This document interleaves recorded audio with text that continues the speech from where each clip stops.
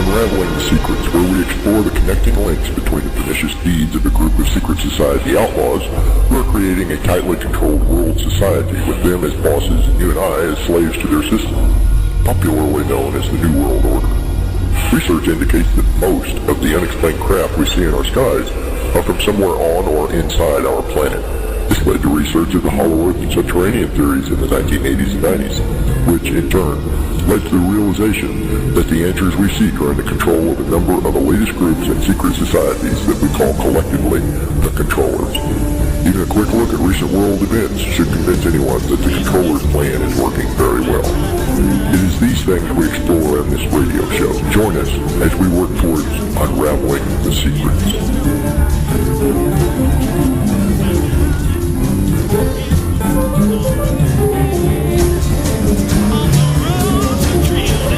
Good evening. It's Saturday night, and this is Timothy Green Beckley on the New York City side of the Hudson River.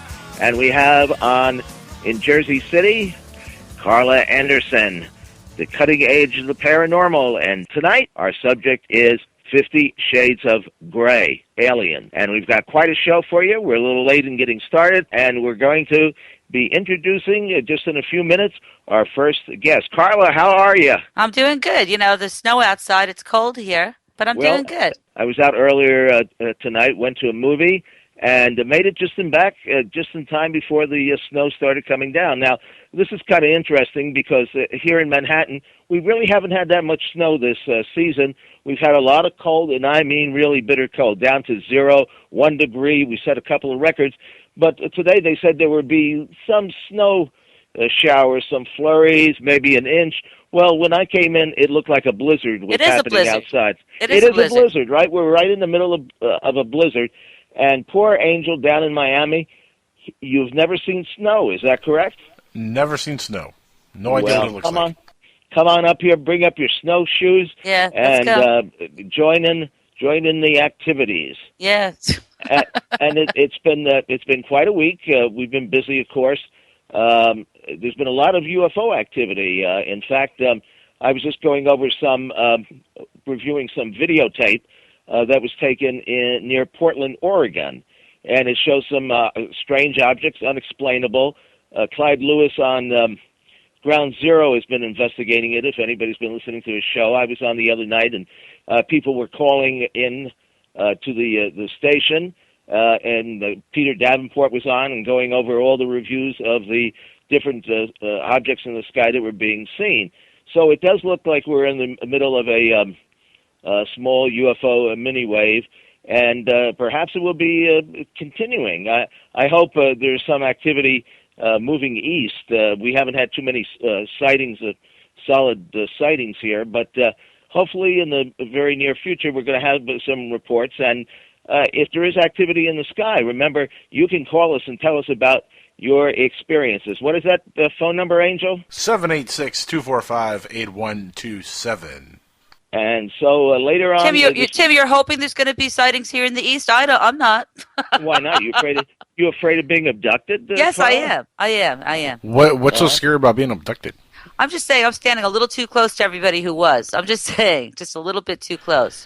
I welcome the experience myself. I kind of hope... Yeah, I hope one day I get that knock in the window. No. And it's a little gray guy saying, hey, come outside and play. Yeah, but see, here's the thing, though, Carla. You know how some people get that beam that hits them, and then they get sucked through the walls, and it's all scary and stuff in the movies. Yeah. They don't need to do that. Just knock on my window. I'll open the door. I'll even go outside. You throw me a rope ladder. You don't have to beam me up or anything. Throw me a rope ladder. I'll climb up to the ship. I'm there. I'm trying to wrap my mind around the whole thing, but it's just the whole thing freaks me out. So why? Take a ride around the cosmos. What's the worst that could happen? What, they kill you? Wow. I don't know. Guess what? Do you plan to live forever? No, I just don't want to be used, body parts. And you hear different things. You just but if you're dead, who cares what they use you for? But I'm not dead yet. Wait till I'm dead. Wait till I'm dead, then rock on. You know what I mean? As long as I get a cool experience out of it, I don't care. Okay, well, it all remains to be seen. Angel, do you think, though, here we are having this discussion, and we're on every Saturday night at the same time at 11 o'clock Eastern and 8 o'clock Pacific, talking mainly about UFOs, although we do get into other aspects of the paranormal. Do you think if we went on the air and told our listeners that we were abducted or had an experience that they'd believe us? That's a good question. I don't know. That's a good question. I mean, some would probably, yeah. Some probably would believe you. Some might not believe you. You know. Would our audience triple, or would we lose our audience? You'd probably triple your audience because there is a much bigger fan base for the believers than the non-believers. Well, now you're right about that, I would guess. And in just a few minutes, we're going to have our first guest up, and I'm anxious to find out about her because I don't really. I know that she's into the abduction phenomena. She's had some experiences herself. She says that she has markings on her body from. I guess where they've done either experiments on her or done some kind of testing, or we'll find out exactly why the markings are there. Mm-hmm. And now, Violet Hybrid. Now, this is a name that we're using because for security and for privacy reasons. She doesn't want her real, name to go public, at least at the moment. But they seem to be watching her or following her or doing something rather strange. Because not only does she have these markings on her body, but she also has taken photographs outside of her home, and I think she's. Well, we're going to find out more, but I believe she's down. Well, would you say she's taking photographs outside of her home of like ships or? Yeah. Well, strange, unexplainable objects in the sky. Ships. Well, that's kind of hard to say. When does a UFO become a ship? When you can see an alien waving to you from a port window or something like that. Now these are lights in the sky, but we'll have to find out exactly. Where is she from, Tim? Well, she'll tell us. I think she's from Florida, but okay. I know she's certainly not in New York because nobody would go out on a night like this to do any sky watching. Although I would. Man, I'd love it. Well, I just noticed the temperature has gone up to the freezing mark. So yeah. So it was below freezing before? Oh, well, last night it set a record. It was like 1 degree. Nice. It was like it hasn't been this cold since the 1800s or something. Yeah. So and boy, I tell you, I'm waiting. The one thing.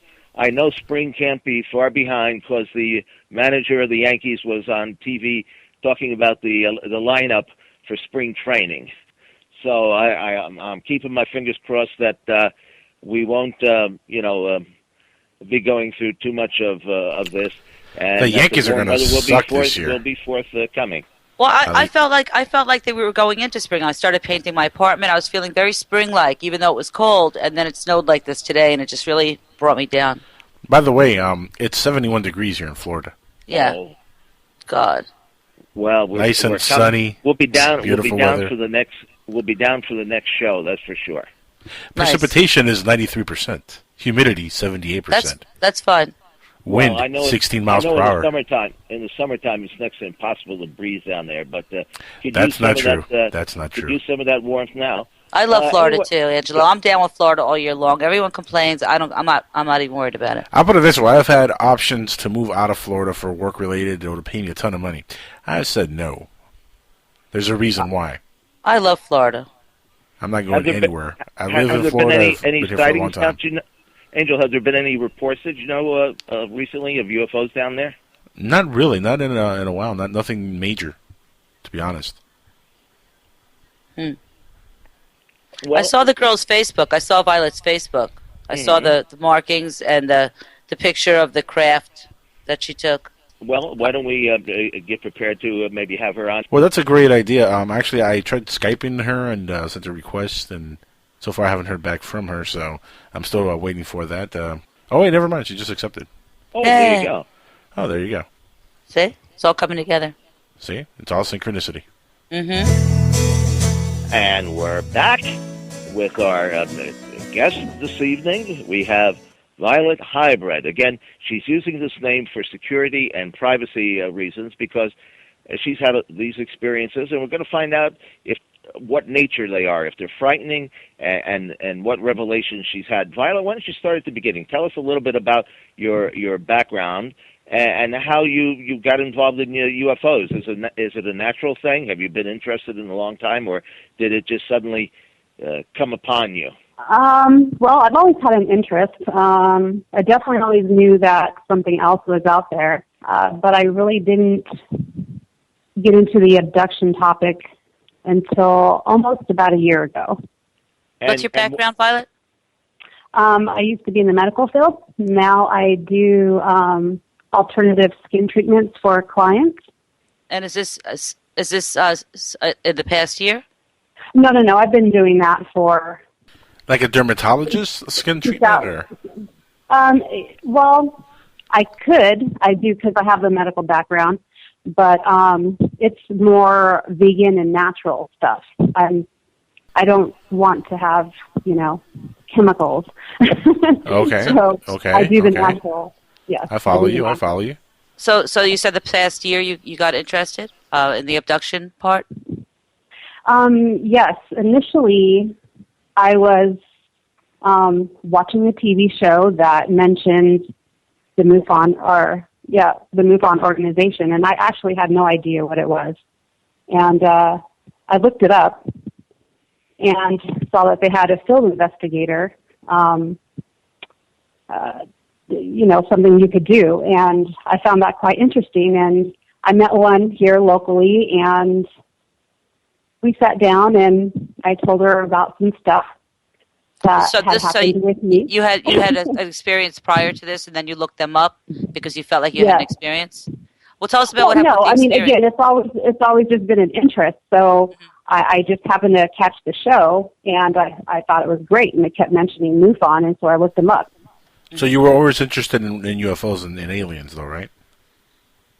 Yes, just because I've had sightings quite consistently since 1993. Mm-hmm. Okay. And came upon the show and just found it quite interesting. And then I talked with the investigator, and we sat down and had 2 days of very long conversations. And then I finally realized what was going on with me. So you had never heard of MUFON, really? No, I've never heard of it. Did you ever listen to Art Bell in the 90s at all? I was aware of Art Bell, yes, but I never tuned in, but I definitely knew who he was. So you found out it was a support group then, right. And then you decided to contact them. Yes, I was very interested in being an investigator. Okay. Okay. And that was my initial contact with somebody from MUFON. So you sat and talked with them for 2 days. Did you actually go out and investigate any sightings that other people had reported? Actually, no. When we sat down and talked, and all these revelations came out, she was the expert, so she, gave me some opinions and advice of what she thought could be going on with me. I stopped. I just decided maybe I don't want to be an investigator because I need to investigate myself. Have you ever had hypnosis regression therapy? I have thought about that, and I've been a little bit, I've flopped about that idea quite a bit. And because you might have been blocking out some major information if you've been abducted before. When you learn about something like this, and, I really sat back and thought about the things in my life even prior to 1993, and I really believe that this has been going on for a very long time. So could I just interrupt for a second? So you had 2 days of conversation thinking that you were going there to be an investigator. You sat there with an investigator for 2 days and talking, and then you started to realize that what really brought you there was that you felt like you had some kind of experience. That's what you came down to? Is that you had your own? That's what it came down to, yeah. So what did you realize in those 2 days? What did you realize in the 2 days that you were talking? What occurred to you? I told her specifically about a very realistic dream that I had. That I felt like it was so real, it was really happening. What was that? Tell us what happened. Yeah, I woke up outside of my house. In the dream or after the dream? Yes. We'll say quote to the dream, okay? Okay. Standing on the patio of my backyard, and my whole body, I could not move except for my eyes. And I knew, you could see the side. Even when you're looking straight, you could see, Have you ever heard of sleep paralysis? Was it like that? Yes, I believe so. But my body, I couldn't move nothing except for my eyes. Right, like sleep paralysis, Yes. I knew somebody was standing behind me, and I knew that person was very small. And what I saw was a huge craft right above me. Okay, that was titanium, very large. In the room? Outside. She had the dream that in her dream she woke up outside and she okay, saw okay. people. Yeah. Yes. I missed that part, sorry. Yeah, and I remember the lights they were blue and white, and they were very piercing in color. And I just remember looking up at it, and my next memory was of me being inside of the ship, standing in a very tall window, looking out that window and watching my house get further away. And again, looking through the side view, I could see, I don't even know what to call it, people walking behind me as if nothing. They weren't paying really any attention to me at all. Yeah. But three people were just walking. Two actually were walking, and another one was sitting in a chair. In the craft. In the craft. I don't have any memory of their face, what they look like. I never saw hands. I never saw feet, but I do remember seeing suits. Tight-fitted suits that were blue, somewhat gray in color, but more definitely on the blue side. And then I woke up. Well, I woke up after that. How were you feeling? I mean, did you know it was a dream and it was happening to you, or? No, because when I woke up, I and I was startled, like, where am I? I woke up and just looking around where I was, but it was so real that I was questioning whether that happened or not. And then did you see marks right after that? You said you had marks? You know what? I actually didn't. This was before I met the MUFON investigator, so I brushed that off as a dream, okay? But it stuck in my head for a few days because it was so real, I couldn't get over it. And the markings happened right after I met her. Okay. Probably about a month after I met her. I woke up and, one day I was just sitting on my couch and noticed 2 marks on myself, and I thought they were quite odd because they looked so perfect and they were so bright. They looked like they would hurt, but they didn't. And so I took a picture of it and I sent it to her. And next day I checked it again and there was a 3rd mark. And so I took a picture of that, which, as you guys know, they're on my page. And well, I haven't seen the page. Can you give it the URL so the audience who's listening can look at the marks? What's that? I haven't seen the page, and I'm sure the audience hasn't either. Can you give us the URL so anybody listening in can look at the photos?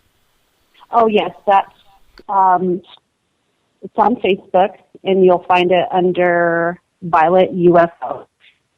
Okay, so it's just, gotcha. So it's not like a web page. No, No, right Okay. no, on I Facebook. saw it on the Facebook too. I saw. So there were two marks, and then I mean, I really couldn't. Where are they? I really couldn't tell by the picture.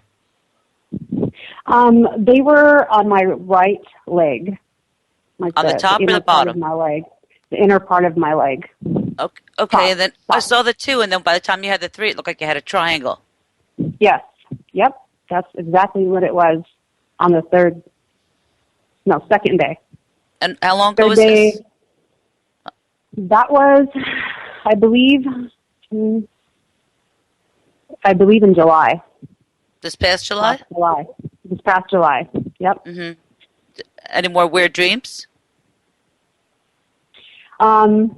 Yes. Okay. I actually remember being put back into my bed. I was coming down onto my bed, and I woke up. And I just remember turning my head, and I could see myself or feel myself go down into the bed. And next thing you know, I was out again really fast. And I slept a long time that morning, and that's very unusual for me. I don't do that. Do you live alone? Yes. Any animals? I have 2 cats. Any strange behavior in your house? Yes, all the time. They tend. I have a 2-story house, and they tend to fixate on the stairs quite a bit. What do you think, Tim? Well, now, Violet, did you were not able to actually see these beings? You could feel their presence, or did you actually see them? When I was being put back into my bed, I did not. I just knew that I was in the position of, looking up at the ceiling, going down onto my back, and waking up in the middle of that. Mm-hmm. Now, did they touch you at any point, or? I don't remember. I don't think they were. Not when I was being put back into my bed. How do you think you got the markings then? How did that come about? I wish I remembered. I don't know. I have. That's why I say I highly recommend having hypnosis done. Yes, I actually had more markings this month on the 5th, and I documented that on Facebook as well. And I saw that you had a picture of a UFO outside your house. Was that at the same time as you had the markings?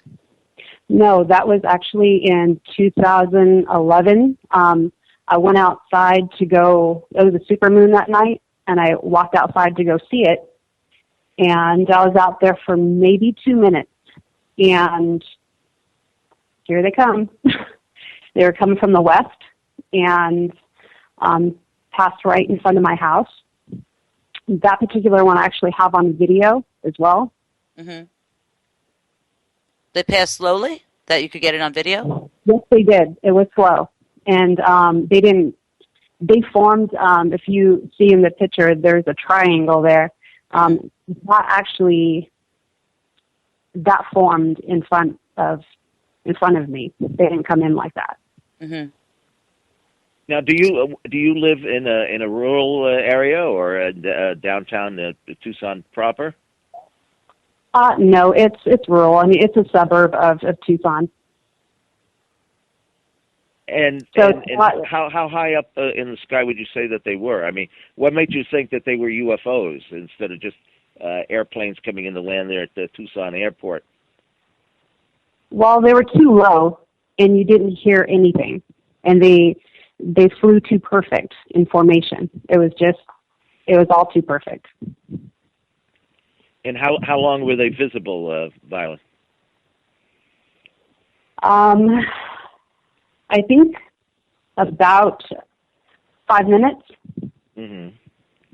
And did they move around, or were they stay in one pattern? They came in one form, and then they changed into the triangle form. So, Violet, I'm sorry, Tim. Yeah, no, I was just wondering, do you think that they were, do you think because of your background and trying to getting in contact with MUFON, was this a deliberate attempt to, do you think, make contact or at least have you see them? I mean, is there a feeling that you have that they specifically picked you? Well, again, I don't know because, again, I have felt that this has gone way back. I mean, maybe even as early as 2 years old. And how does that influence your life? And what do you think? When you say you think that this has always been going on, because I'm saying you went to UFON and then all of a sudden you're talking to the woman and she's like, MUFON. But hold on. UFON. Well, there's a GoofOn. There's a GoofOn. Shout out to Rich Giordano. Question though. You said you had your first sighting probably in '93. Were you 2 years old in '93? How old are you exactly? I'm 41. Okay, so you weren't 2 years old, 3 years old in '93. So no, we're going right for sighting. Back. Yeah, right. Well, but now she said that it might go back even further until the age of 3, perhaps. Right. I learned that at the age of 2.5, I'm from Southern California, okay. And I learned on the night of the 4th of July night, out on a beach in California, that I had went missing for 30 minutes, and my mom and authorities were looking for me. And how old were you when this happened? You were 2 years old then? I was 2.5 years old. And what beach was this? Santa Barbara Beach. Mm-hmm. And how did you manage though to disappear? I mean, you were there with your parents? Obviously, you weren't running around the beach by yourself. That's a pretty good question. I don't know. I don't know. With the questions. Yeah, I really can't answer that. I just know that I was missing.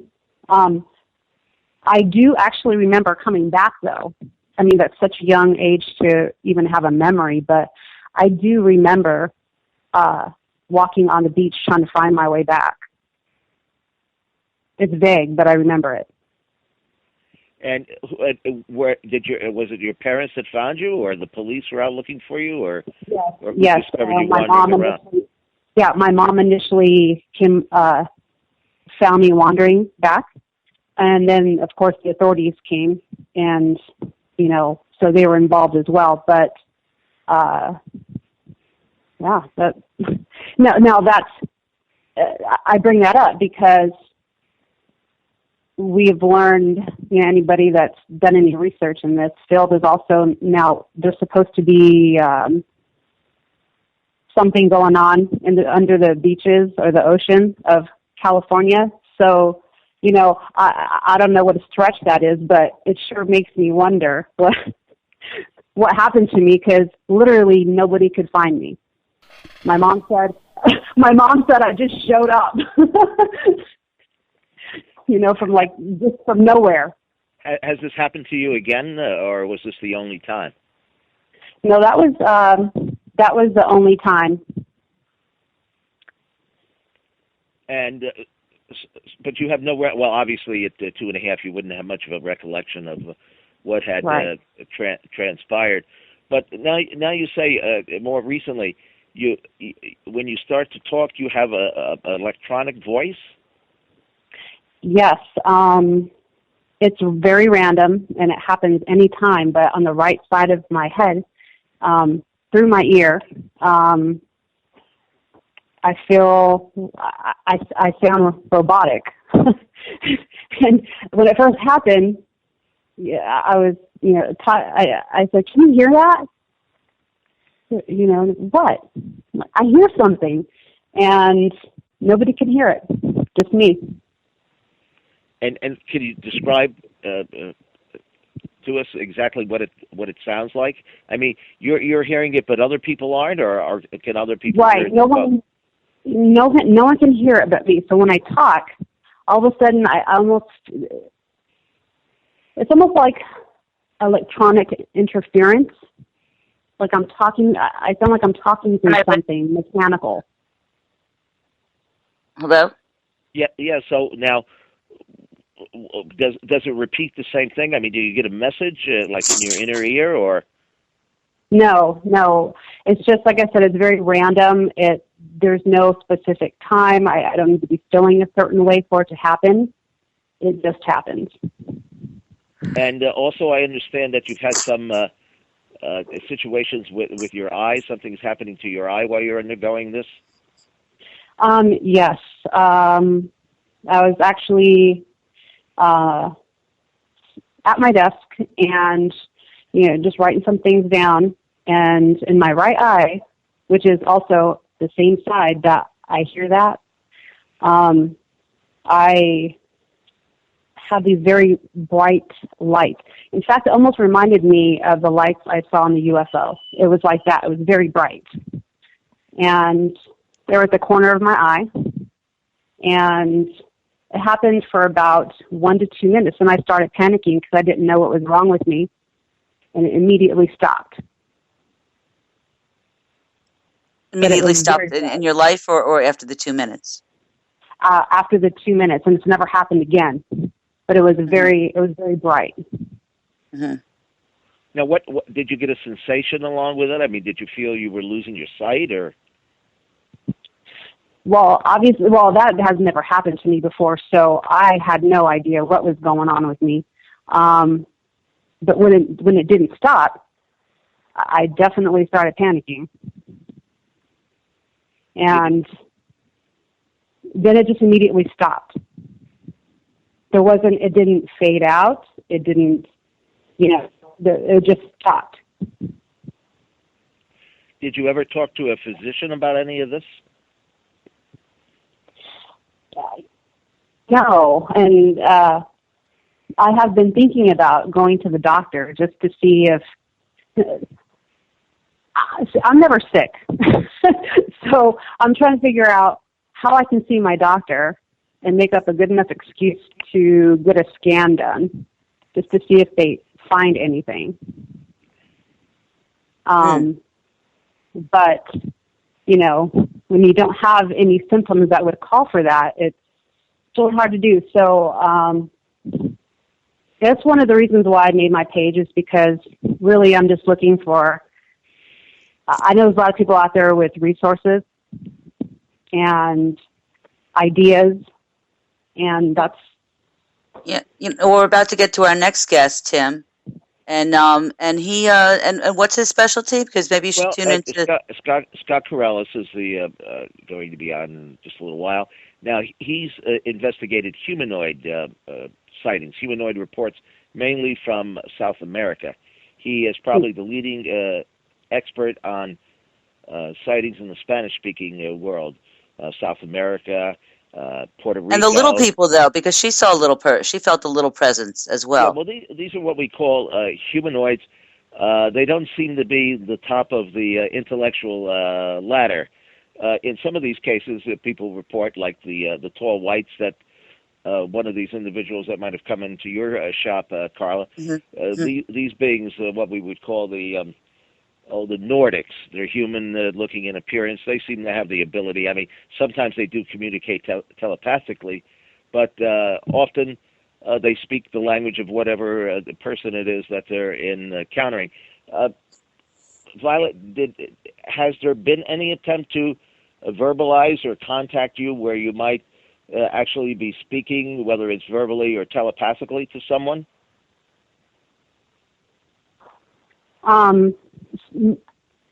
Honestly, I don't remember. If I had to say I had a telepathic communication, I would say it was one that was very indirect that I didn't realize that happened.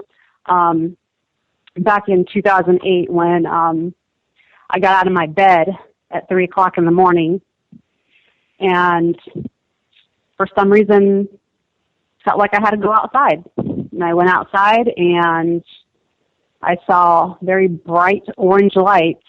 I say put on a show because lights are just dancing all over the sky for over an hour. And I sat there on my patio and watched. Mm-hmm. Now, how many times have you actually seen these objects? You took the photographs once. Was that a video, or was it still photos? Did you take it with a cell phone? The one that I have on video was taken with a cell phone, as well as the picture. Mm-hmm. Do they dance around in the sky? Would you say? That incident in 2008. My gosh, they were forming shapes, disappearing, reappearing, just making all kinds of, they'd shoot up, they'd come back down. I mean, it was quite amazing, actually. And you never had anybody with you while you had these sightings either? I actually, I've had 2 sightings like the one I have the pictures of, 2 like that outside of my house, and both times there were witnesses. Mm-hmm. Mm-hmm. Now, do you think this is a progressive thing? I mean, is it going to continue? Do you think that they will reveal themselves to you? I mean, is there some reason to believe that there is some communication channel being opened? I think that there is. I really do. And I'd like to know, because I don't feel scared. I think I'm more curious. I'm more curious than scared. In fact, when I do have a sighting, I get pretty excited about it. It makes me happy.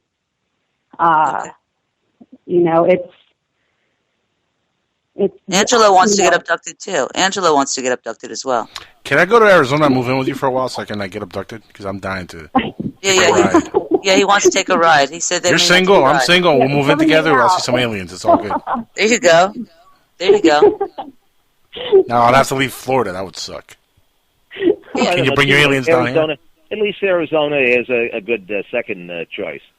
Yeah, I can hang out with Travis. He's a buddy of mine, and we can hang out and have a couple beers and swap stories. He'll tell me about his abduction case, and I'll tell him about my amazing abduction cases and what's happened to me, and we'll swap stories about the probing. I'm thinking that we might need to move on to the next guest and see if he has some answers about this as well, and see what he has to say about whether it's South America or wherever about the. I want to hear more about me getting abducted, though. To be honest with you, I like the idea. I'm not afraid, man. Some people are scared of the experience. I welcome it. I'm like, knock on my window. You don't have to get all high tech and beam me anywhere or zap me with any ray gun or anything like that. Just wave at me. I'll go outside. Violet, when was your last experience? Have you had anything recently that's happened? Just the body markings. Again, on my right side. How long did they stay there? Are they permanent? No. Just a couple of days. I keep a journal. And were there in pairs? Because I saw some photos and it looks like they're like 2 little marks in pairs. Does that happen often, or? There were just 2. Well, this one actually didn't have a third mark. I was looking for it, but this one did not. It was just the 2 marks that looked very similar to the first day. I saw the 2 marks when I noticed it last year. Okay. Mm-hmm. Uh-huh. Yeah. Now you say you were in one of these experiences in this dream. You were looking out the port or the window on board the ship. Could you see the Earth at that point? The last thing I saw was my house. That's what I seemed to be focused on. And then after that, I don't remember. Oh, man. Well, do you think that you seem to have a fairly positive attitude toward this? We're using the name Violet Hybrid. Do you believe that there are hybrids? Are there people here on this planet that are a cross between the extraterrestrials, aliens, ultra-terrestrials, whatever you want to call them, and Earth people? I believe so. I'm definitely doing more research on that, but the more research I do, it makes me feel that, yes, maybe maybe there are some out there. Mm-hmm. Is there an ultimate? I mean, we hear about on the media now in recent times disclosure. Right. UFO people are asking for the government to come clean about this. Do you think that there's going to come a time that they are ever going to reveal themselves? Oh, man. The government, their information? Well, No, the aliens. Do you think that the beings themselves, are they going to let us know? Are they going to give us more I think so. information, or is this a closed society meant just for a handful of people? No, I do think at some point, yes. You know, my thought is that,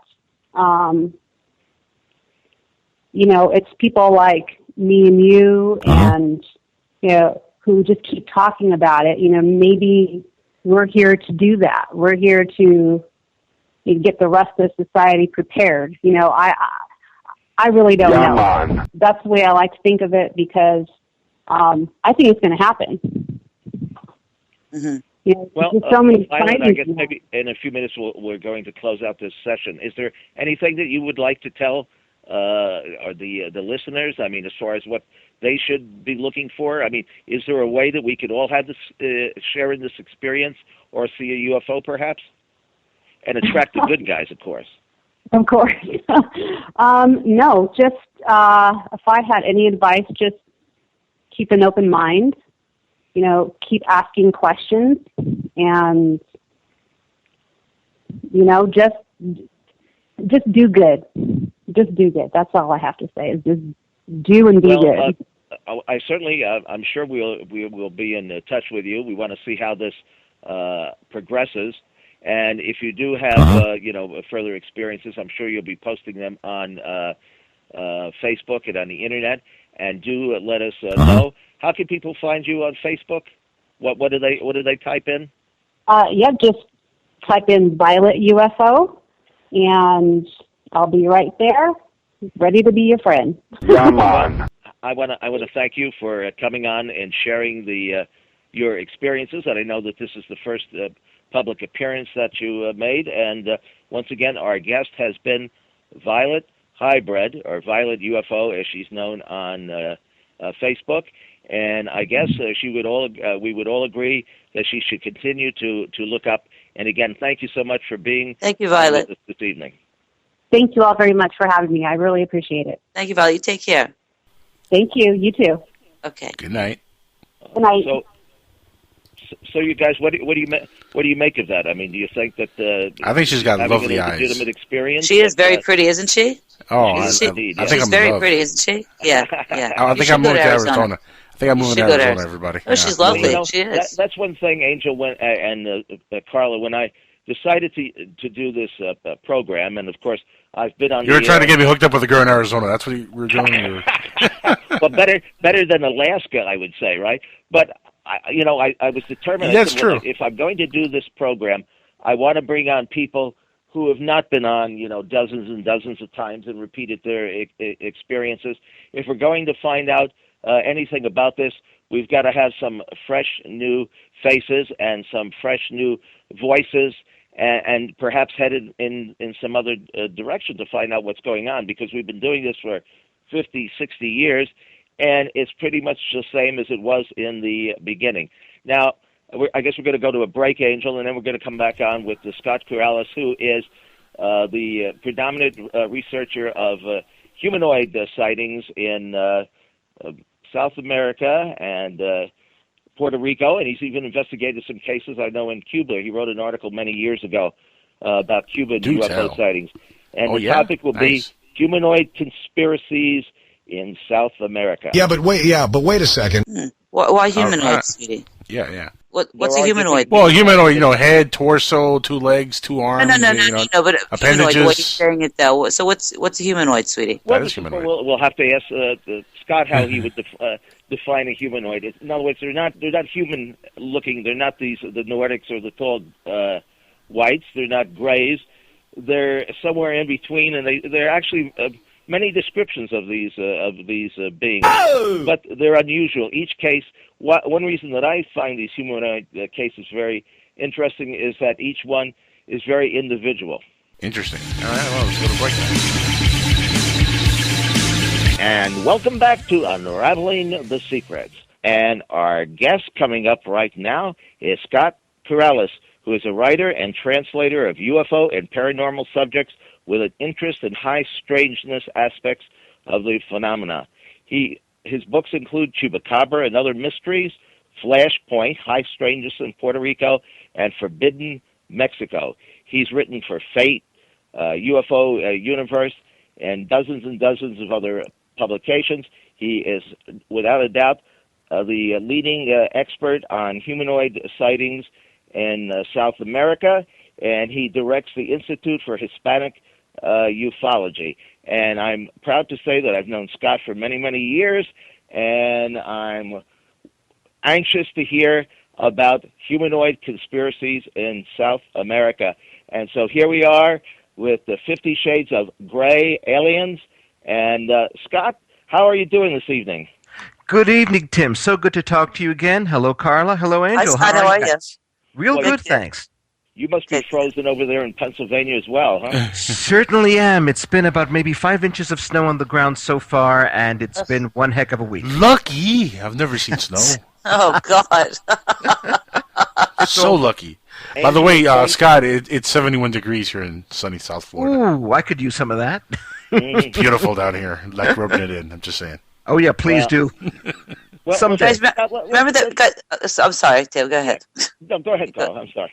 No, I was going to say, remember that chain letter that used to go around about, about the girl that she moves to the country, and it's like day one. It's like this thing that was going around, but it was like day one. Oh, I love the country. It's so beautiful. I'm so glad I moved here. And then, like week 2 or whatever. And it's like, oh, I just saw a deer. Oh, they're such beautiful animals. Why do people hate deer? And then it goes to like 4 weeks in, it's like, oh, it started to snow, and then it's like 6 weeks in, goddamn snow, almost hit a friggin' deer today, you know what I mean?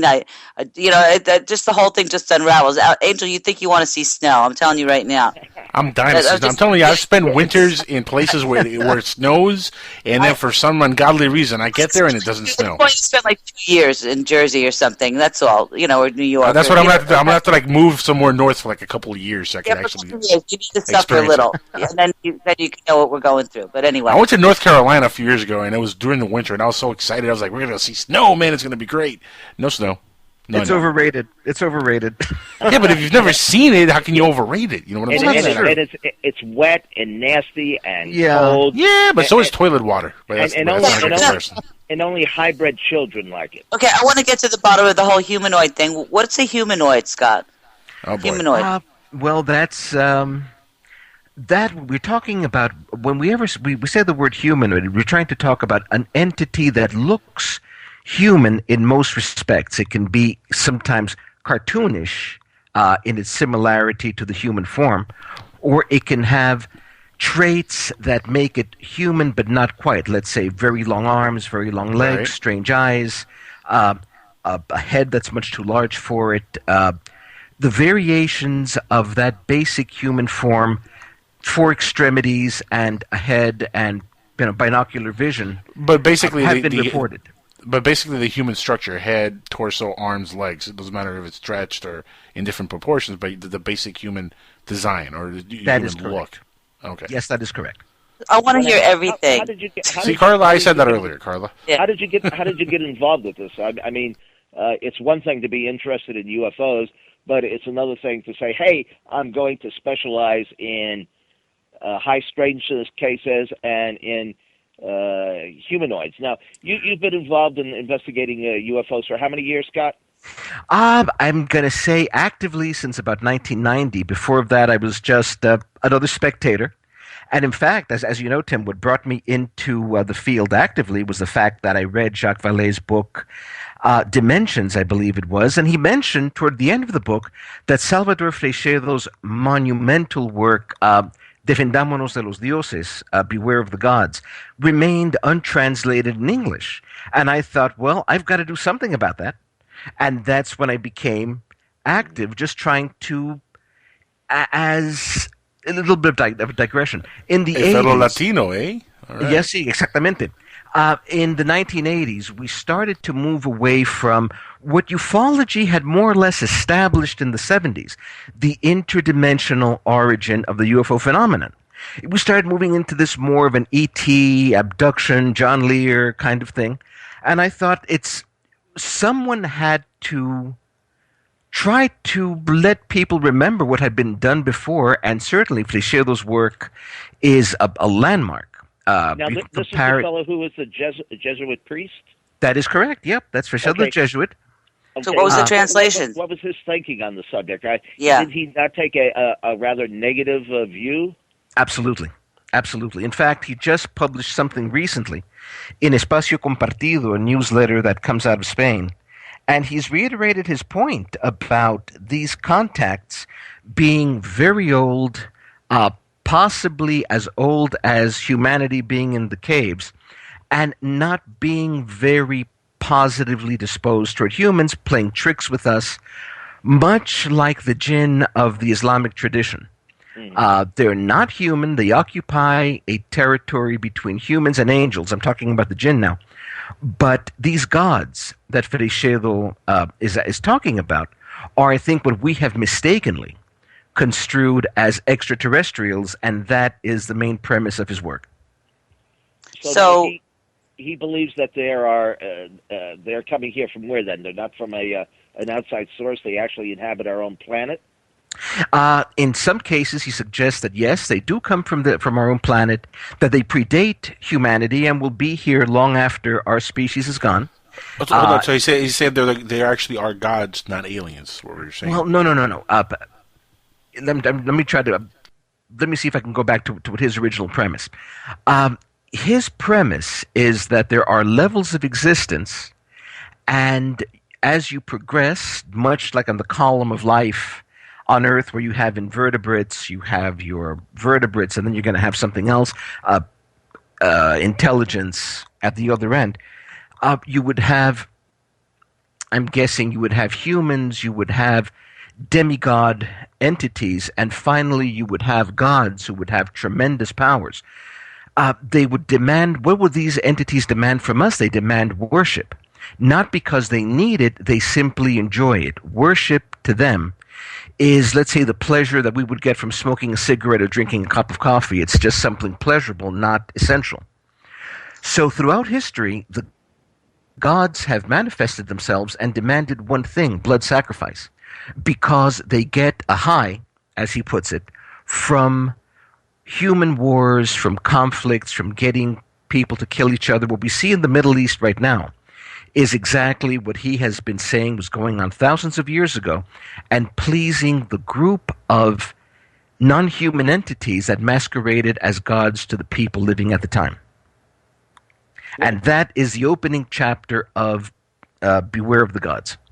Now, well, this is all very frightening. I know you wrote about some of this in a book that I did, we put together called Round Trip to Hell in a Flying Saucer. That's right. Yeah, that's right.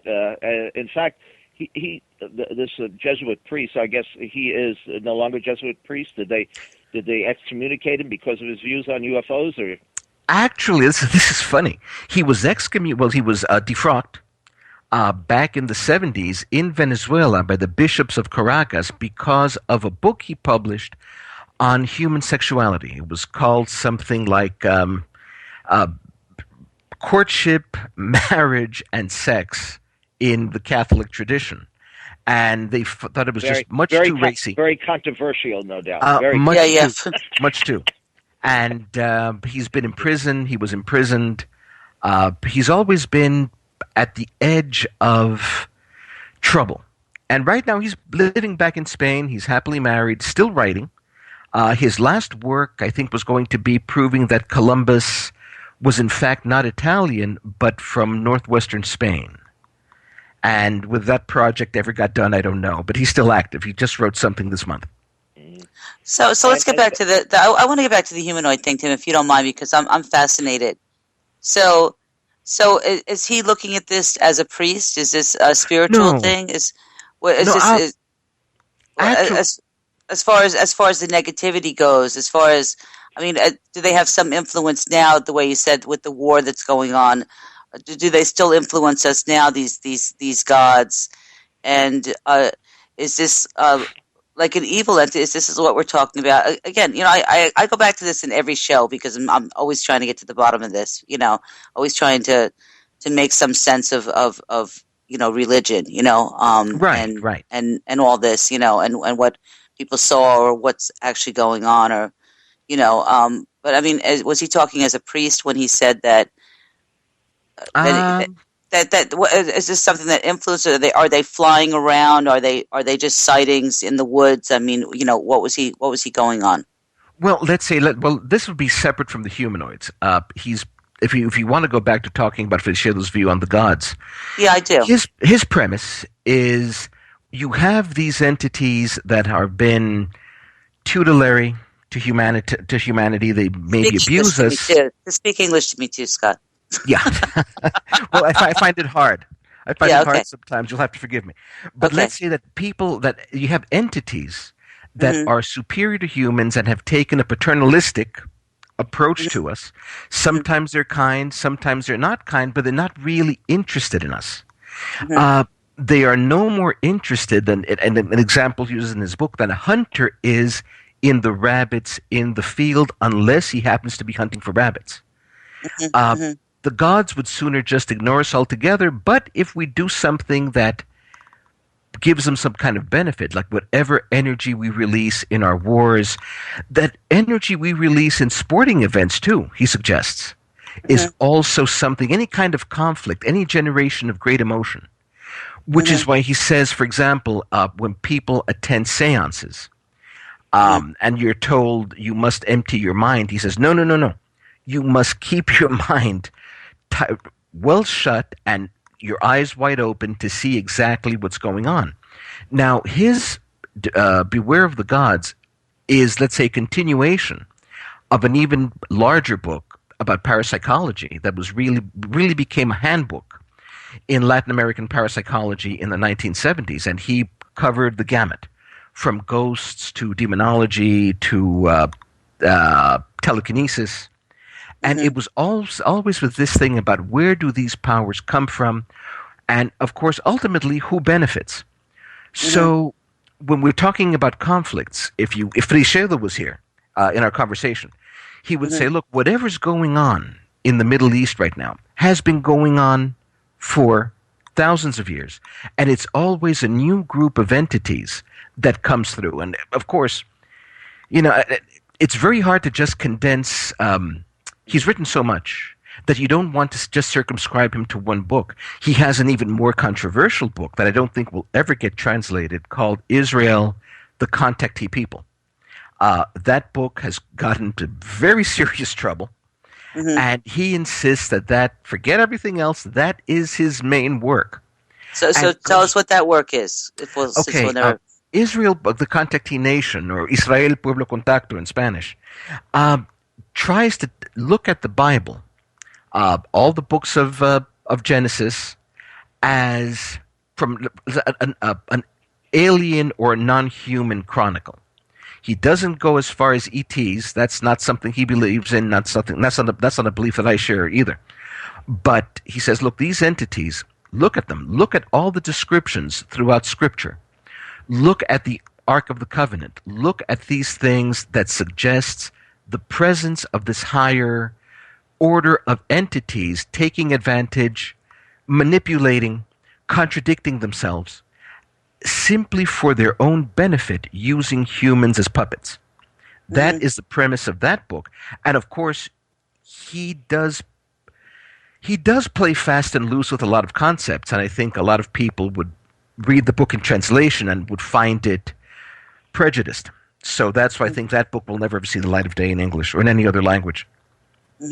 Now, would you say then that he would warn us to stay away from seances and Ouija boards and perhaps not go out and try to make contact with some stellar visitor? Absolutely. And I think this is something he made clear in yet another book called La Amenaza Extraterrestre, which is what the alien menace. Freixedo had a nephew, I hope he still has a nephew, who became involved with the contactee group and found himself getting into automatic writing. And the automatic writing messages kept telling him, come out to these woods, come out to meet us, come out to have true physical contact. Freixedo told his nephew, do not do this. This is how contact experiences tend to go awry. And I mean, if we go back to our own contactee tradition, Howard Menger, you can see how when meetings go out into the darkness, into the woods, anything can happen to the human. We are the vulnerable ones in these exchanges. And whether it's someone who says, look, I'm a gray alien from this planet, or I'm a kind space brother, the minute we are separated from the fold, that's when we set ourselves up for possible disaster. Many times it doesn't happen. Many times you get another phenomenon that Freixedo loves, the phenomenon of illumination. He has studied the Illuminati, not the political Illuminati of our world, but people who've actually undergone the illumination experience. And he has a couple of cases that I've always found very suggestive. He mentions even people that we consider to be hoaxers now, like Sai Baba in India. He approaches them from the position of people who were just normal human beings, underwent a contact experience of some sort, and gained powers. Some of them became demigods. And he mentions Sai Baba, and he mentions Subud, who also was also a mystical leader within the Middle Eastern tradition, who could perform what we call miracles. And he always found that very, very intriguing. But what happens to these people after enlightenment? According to Freixedo, they usually come to a sticky end. And many times they die in strange ways. The only one that he mentions that did seem to have, a normal end for this kind of character is Sun Young Moon, who also seems to have had some kind of illumination experience early in his life. Mm-hmm. Well, I actually worked with a guy who actually was a follower of Sai Baba, and has there been people that have come forward to debunk him? How do we know that he was a false prophet or a fraud? Well, see, now this is what I understand. Remember, now that being a skeptic seems to be all the rage, right. Everything that was ever put forward in the field of UFO, parapsychology, everything was a lie, it was a misunderstanding, it was a hoax. A lot of people still believe that Sai Baba was real. I have not studied it, so I can't tell you one way or another. But people who never really were involved beyond having an image of his on the wall would find the image collecting ash. Believe me, I used to make fun of him on a daily basis for even thinking this guy was a legit Messiah. Hey, listen, it's like making fun of any other religion, anyone else who follows. And I do that, and I do Children that also, of God, or anything to that. No, that's fine. But I'm saying I have not studied this. I'm just telling you I'm taking the great. It's very daring on my part to presume this is what Freixedo was actually going with this. But he does mention Sai Baba. He does mention an incident that involves 4 American movie makers who went to India. And these guys were, cynical Hollywood types, and they were going to do a documentary about this Indian, call him a mystic, a mountebank, whatever you want to call him. And one of them said, when I meet this character, the very first thing I'm going to ask him is to make me a rainbow. So there they are. They're, banging through the roads of India on a jeep or whatever they were doing. They get to the ashram, and the first thing they see is an amazing sight. A rainbow. A beautiful, perfect rainbow rising from the ground vertically into a cloud. Not a bow, but it's a column of rainbow light. Sai Baba approaches the group and asks them, so characters, what do you think about the rainbow? Now, all I can tell you about that, I've not looked into this. This is just anecdotal. But one of the characters, one of the Hollywood movie makers made a movie called The Night They Raided Minsky's. That's all I remember about it. As a movie from the 60s. And they said, yep, there was no way that Sai Baba could have heard them talking during the ride to the ashram, and yet there was the rainbow and the word character had been used. So, take it for what it's worth.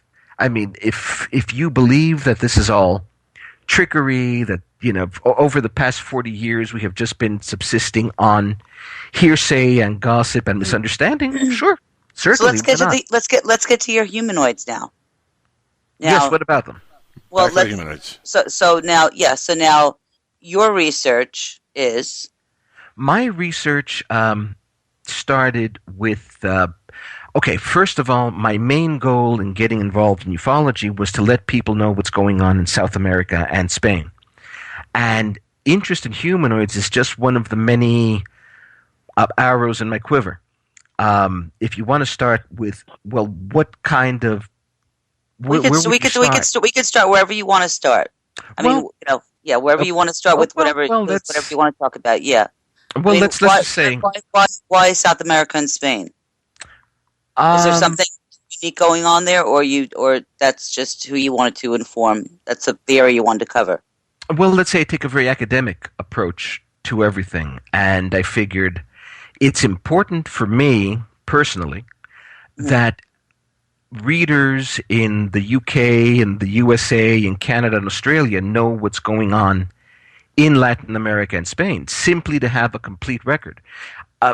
My mindset is very much of the 1970s. I still think that ufology, the parapsychology, etc., has to be in written form, and what we're trying to do is to inform other researchers so that they can incorporate all this knowledge into their own work. Now that doesn't seem to be working. Now it's all entertainment. Now it's all podcast or television, or how can I get a TV show? But my way of doing things is simply I want people to know what's happening, what happened, and if you want to start with the humanoids, I could go to the chupacabras, I could go anywhere you want me to. But with the humanoids, you would have to go to the year 1517 in the middle of the Aztec Empire. Shortly before the arrival of the Spaniards, you had the first UFO flap of the Americas. And it was documented by the sages of the Aztec Empire who were there at the service of the Emperor Moctezuma. And they described all the paranormal events that, to their mindset, to their cosmology, described the ending of their age. Once all these events happened, they were undergoing the end of times. And in that end of times, they were seeing creatures. They were called Tlacanzoli in Nahuatl. And these were the two-headed men. They were seeing these humanoid figures that would run around with two heads. And, of course, it sounds very funny to say, oh, they were running around with two heads. These were terrifying images to people living in Mesoamerica in the year 1517. One of them was captured and actually brought before the emperor. And it was described. I mean, this is the very first description that we have of something paranormal on this side of the world. So that would be... what happened? What happened with the? It was described, and then what? And then what happened? Apparently, it was imprisoned, and then it disappeared. Like all these things, that you don't really know how much of it was myth, how much of it was real, but the fact that it became something so terrifying to them that the emperor had, let's say, court sorcerers, court magicians, much like a European ruler. And they said, my lord, we have no idea what this is. This is big medicine, shall we say. Before you knew it, a couple of years later, the year 1519 rolls around, the first Europeans come in, Hernán Cortés and his band of Spanish conquistadores, and there you go. That is the end of their civilization. These images, these UFOs that we're seeing, the boiling of Lake Texcoco from completely unknown reasons, probably some kind of volcanic activity. The discovery of, I think it was a heron that had a mirror in its head, some kind of mirrored structure that actually showed them the arrival of the Spaniards. I mean, these things just blew their minds. Now, you can ask me, so how do you know this is real? We don't. No more than we know, that any document from antiquity. I mean, we just can't get into a time machine and go and corroborate. But this is where we start reckoning the paranormal in Latin America, is with the 1517 UFO flap. And then you start having. So where do we go from there? You start going to the Europeans. You start having the chroniclers of the Spanish conquest who were coming up against the paranormal. You have the first chroniclers who were describing Bigfoot, or the bear man, as they called it. And they were saying, look, the natives believe in this, and they see it, and they have records, and they have pelts. So you start getting into your early cryptozoology there. Mm-hmm. Then in the Christopher Columbus starts describing strange white-haired humanoids when he arrives in Santo Domingo.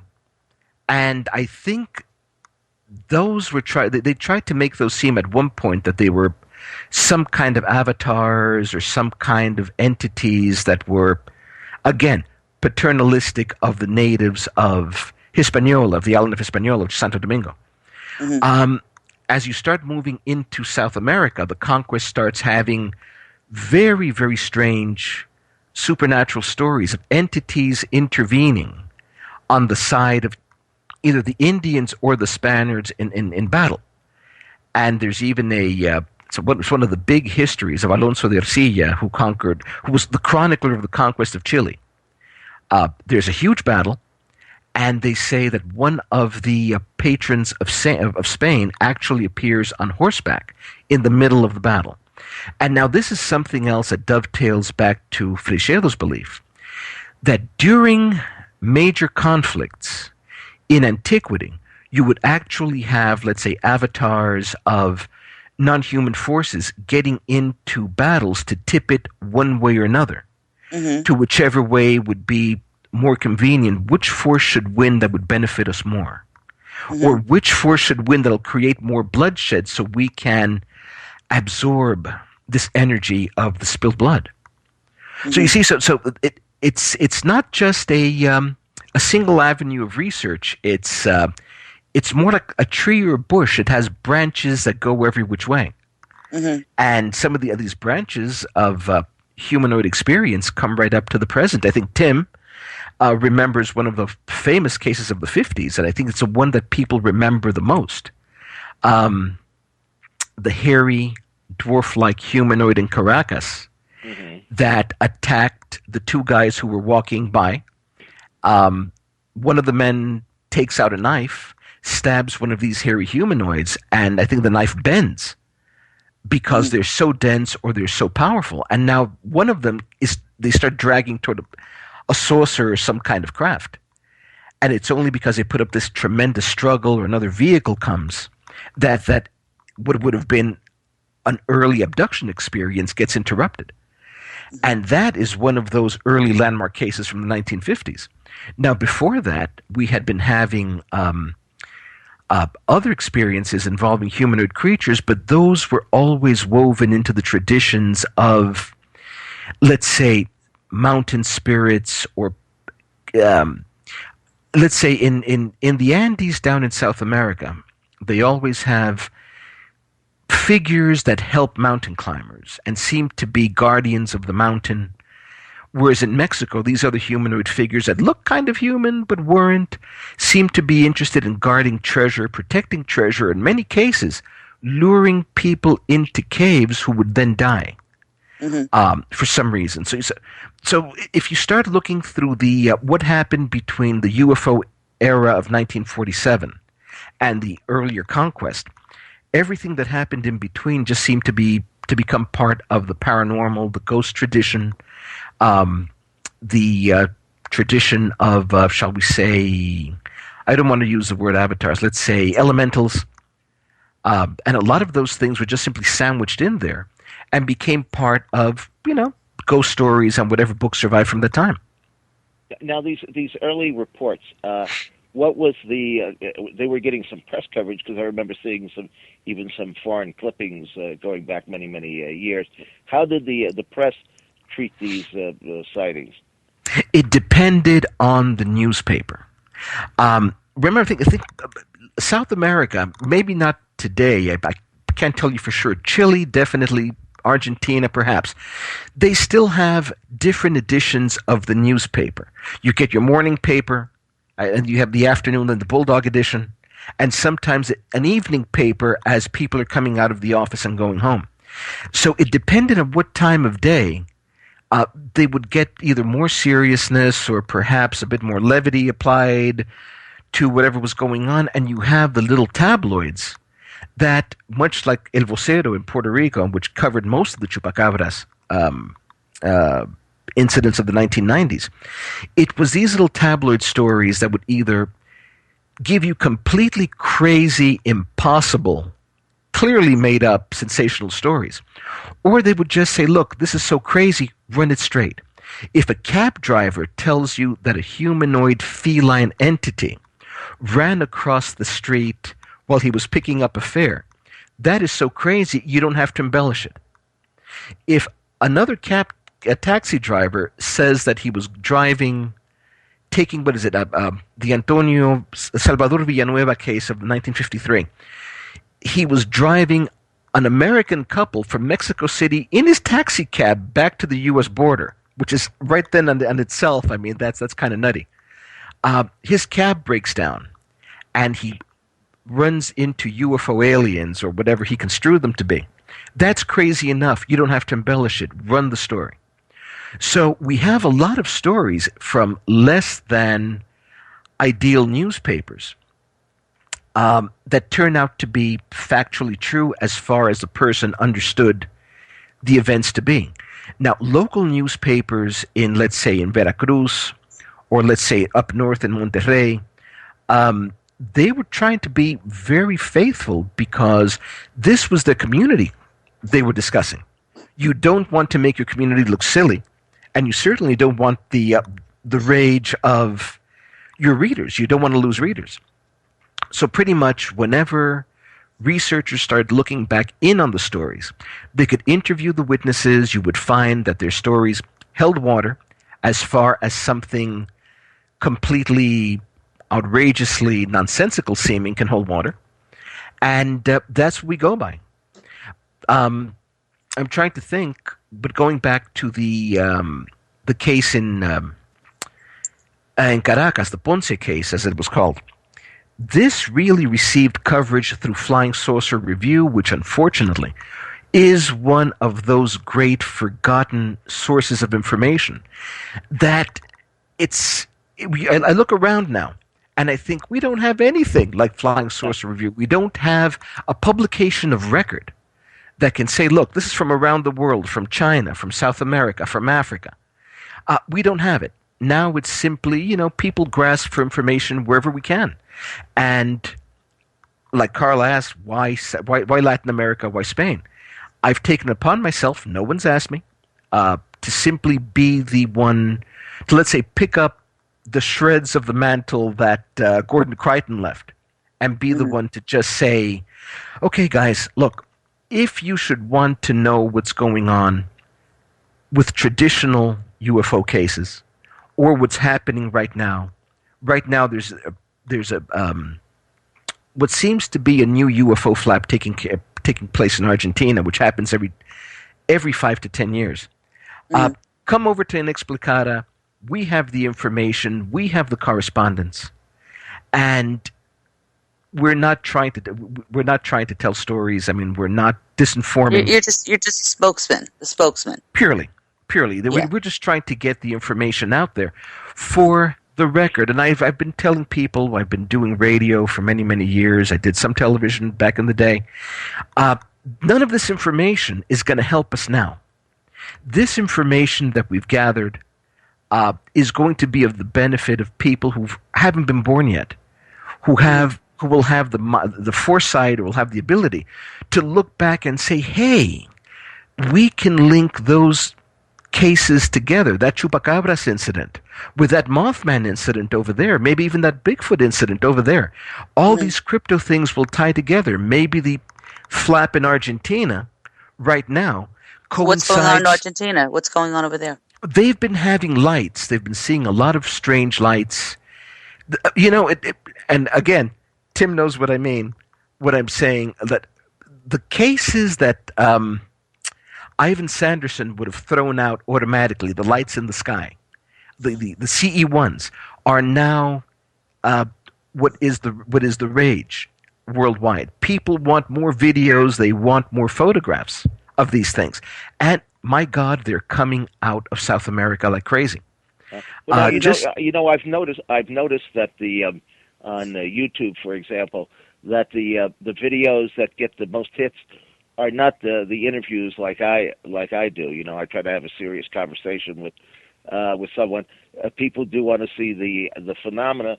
Most of it, I mean, as far as I'm concerned, is not very spectacular. True. And the YouTube alien videos, most of them are totally absurd. But you got to laugh, and some people want to be titillated by this. They want entertainment, and they don't care really one way or another whether it's legitimate or not. And who's to say? Probably some of the most ridiculous photographs are the ones that are legitimate, and the ones that look like structured crafts probably are, like pie pans tossed in the sky. Now, right. How do the sightings of humanoids vary from one country to another? Is there any variation? Well, of course, now as far as I know, no two humanoids actually ever look the same. I mean, it seems like it's a potluck draw exactly what it is that you're going to encounter. But are there any patterns that have emerged? I think, Tim, the only similarity in creatures, I think, was back when France was having that wave of humanoids, blonde-haired guys in tight silver suits back in the 50s. Oh, I got one of those in my closet right now. You see? Is he breathing still, Tim? It's like Prince Albert in the can. Well, I wish I were. I don't know about the alien. But these guys, these cases back from the 50s, you did see that commonality. But not in the Latin American countries. You still had aliens that were described as short, old men. They were like with the features of old men. Then Brazil had that tradition of giants, the giant humanoids, that we're talking about 6 feet tall, 9 feet tall. Argentina had some. I was going to say 6 feet tall. 6 feet tall ain't that much of a giant. In a country only had one eye too, weren't they? That's right. That's right. In Argentina, and then you have the Eugenio Douglas case of 1963. I think it was 1963 or 66. I can't recall. But these were also giant humanoids. You had this truck driver trying to make it to his destination. It's hard enough. I'm sure that his dispatcher was on his case. And all of a sudden, he has to stop. This light knocks out the power to his truck. He comes out. He sees these giant aliens on the road. They're trying to get him. He whips out a gun. And it's one of the most visual, dramatic cases that I know of in UFO history. And yet, of course, it's always back and forth. Did it exist? Did it happen? Did he have a gun? Were they, in fact, 9 to 12 feet tall? You have to go with the information that we were given. And, of course, a lot of people who were, let's say, active believer researchers at the time and now have become skeptics, still stand by the research they did.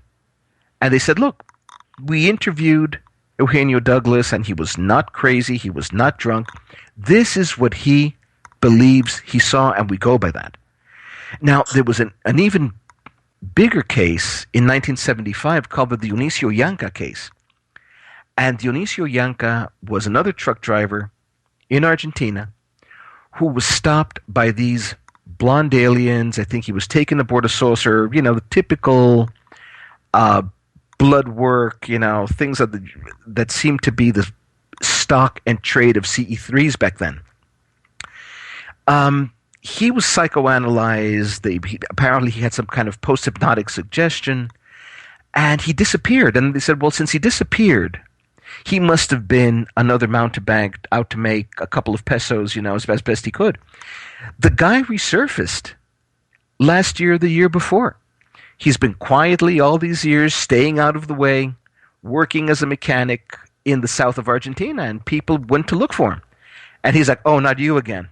Let's not start with that. Yeah, that happened. And don't ask me, I'm not talking about it. So we go right back to the witness. And I know that someone wiser than me has said this, that when we look at UFOs, you're studying the human aspect of the phenomenon. Whatever is magical or alien or bizarre is not within our grasp. And of course, when you see it that way, you can actually say, yes, the scientists, the skeptics are right when they say, look, when we have a flying saucer in our hand, or a dead humanoid, or a live humanoid, even better, then we can talk. But all that we can do is hold on to that human experience, whether we just try to do a straight interview, or we try to hypnotize or psychoanalyze, or somehow get to the root of the story. It's all we have is the person, we have the experiencer, and that's it. Otherwise, we're out of luck. Well, now, why do you think, Scott, that the humanoid encounters never really had caught out here in America? I mean, we've had a few, like Lottie Zamora saw the two beings in coveralls outside the craft there in Socorro, New Mexico. But for the most part, at least in the early days, the beings were almost angelic, Nordic types, blue eyes, blonde hair, not necessarily all of that, but we don't seem to have here no black aliens anywhere near the number of reports of strange entities like the humanoids that have been reported throughout South America. Well, Angel just said no black aliens. You know, that is true, with one exception. There have been cases in Brazil where you have, call them non-humans, or if you want to call them occupants of lights or craft, that are of clearly either native Brazilian stock that happens to be carioca, or with African influences to them. Now, of course, as part of the abductee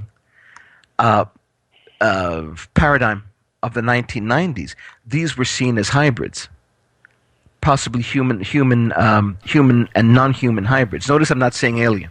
Human and non-human hybrids that had... Well, human and non-human, what exactly would that mean? That would mean alien. No. Excuse me, no. Human are of Earth. Alien, the worst... No, excuse me. The word alien, unfortunately, has been co-opted to mean extraterrestrial nowadays. So I'm always very careful. Or Mexican.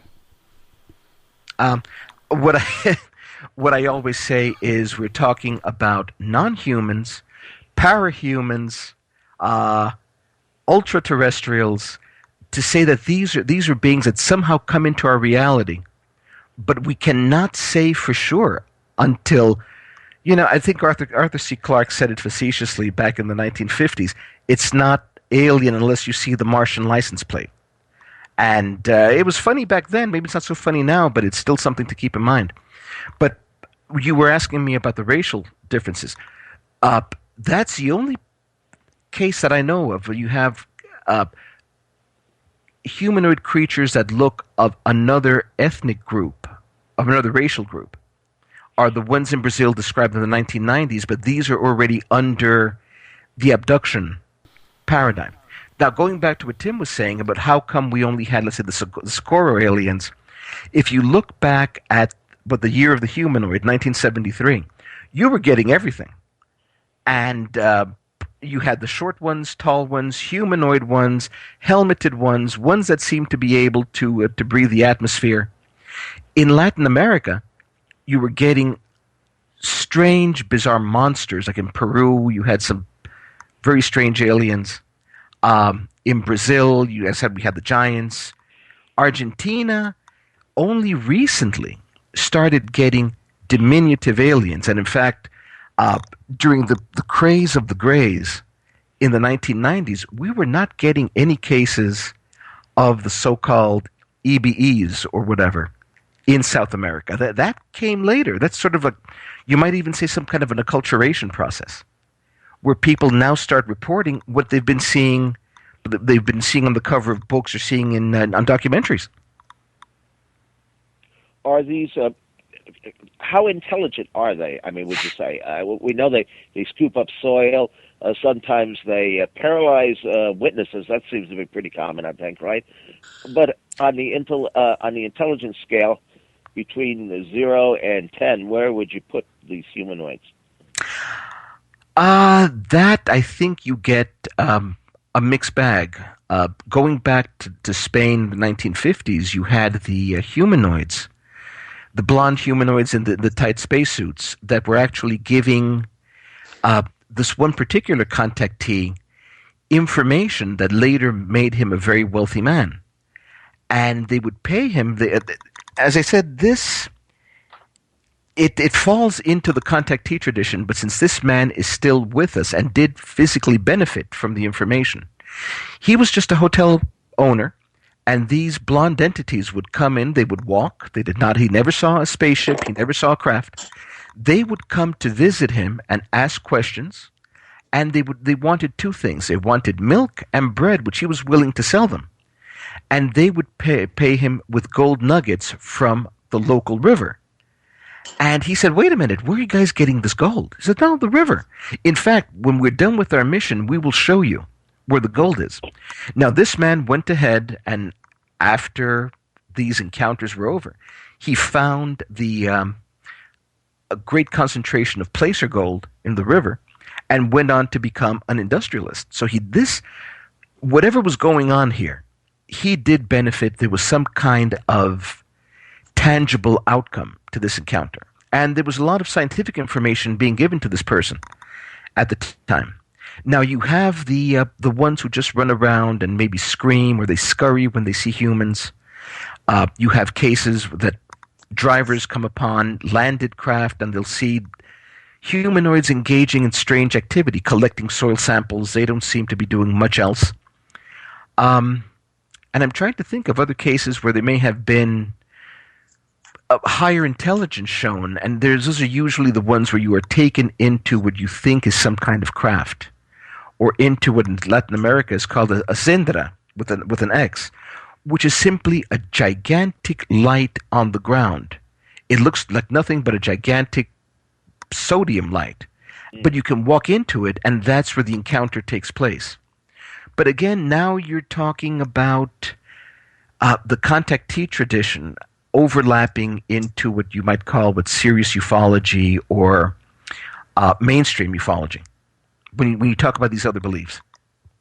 Now, what about we seem here in the United States, thanks to Jaime Maussan, to get more reports of objects and humanoids from Mexico. Would you say that Mexico is the most active country now as far as the UFO phenomena goes, or is it somewhere else we should be paying attention to? I would say Argentina. A lot of the videos and photographs of humanoids coming out of Mexico, unfortunately, have proved to be less than impressive when, finally analyzed under the cold eye of reason. But what we're getting out of Argentina for the past, I'm going to say going back to the beginning of the 2000s, has been very impressive. We're getting a lot of traditional CE3s. You can still count on decent CE2s. However, in recent years, the increase in people having model aviation that they get to pass off as UFOs, lights in the sky. You have people with drones now. That's sort of skewed the photography and the video aspect. Sometimes you don't know what it is you're looking at. But when it comes to the cases, you have cases still involving police officers who've undergone strange experiences with UFOs on the ground, experiences with humanoid creatures that look like short human-like creatures in spacesuits, maybe with the features are different. And these go back to maybe 2006, 2007, so we're talking still within the past 10 years. So I think anyone who wants to go down and really get their hands dirty would do well to go to Argentina rather than Mexico. Now, are there individuals and groups that are actively investigating these kind of cases today? Because here in the U.S., we pretty much just have MUFON, and then, of course, Peter Davenport collects the data and puts it on his UFO site. But there are, in the old days, and I keep mentioning this, the local papers around the country would print reports of UFOs, and they would mention the name of the person and often give an address. Now, right. I would call these witnesses on the telephone, interview them. We had magazines in those days that would actually purchase our material, so you had a limited amount of funding, at least, to do some field work, whether it was on the telephone or actually, getting into your car and pumping some gasoline and driving a couple of 100 miles on the road. Today, outside of MUFON, I don't see that at all. Well, it's interesting. I think that right now, going back to Argentina, they have the most groups. They have the Argentine UFO Foundation, Fundación Ovnilógica Argentina. They actually have groups that do field research, whether it's crop circles, whether it's CE2s, whether it's interviewing witnesses, conducting hypnotic regressions. They do it. You have a lot of other private groups, bands of people who go in their own parts of the country. See, it's hard to, as Americans, we just think, well, we get on the interstate and we're going to drive over to Kansas and you can't do that in South America. Many times you just have dirt roads. Many times you will not have buses, or you won't have any filling stations. If you don't have people in the area to help you out, let's say whether it's a local police, sometimes a local librarian, or what they call clubes de amigos, which are like fan clubs of the subject, to help you out, you're very much left to your own devices. And that's what makes it hard. Getting around to where an alleged landing took place, where an alleged flap took place, is a lot harder in South America than it is here, particularly in Argentina. Mexico is a lot easier.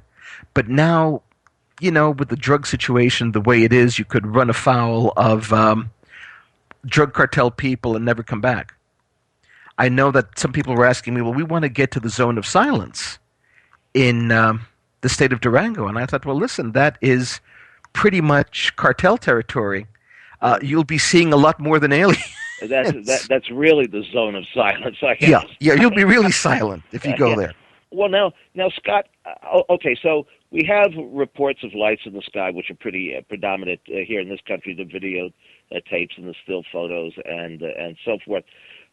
There have been some pretty spectacular cases in South America involving the Air Force, I think, is it in Brazil, that actually had the night of the UFO where they set up interceptors and closed in on these objects, and of course the objects sped, away fairly quickly, outdistanced the planes, right?